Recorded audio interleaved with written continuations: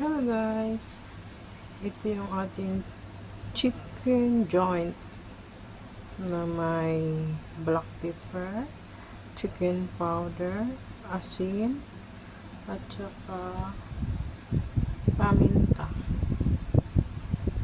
Paminta, chicken powder, black pepper na hindi ko lalagyan ng toyo kasi didikit siya pag may toyo. Okay, para sa dalawang alaga ko. Ayan, chicken joint. Asin, pamintang durog, tapos chicken powder kasi yun yung gusto nila.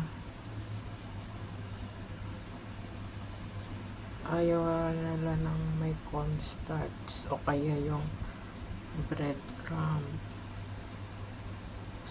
crumbs. Gusto ganyan lang. I-golden brown lang siya mamaya.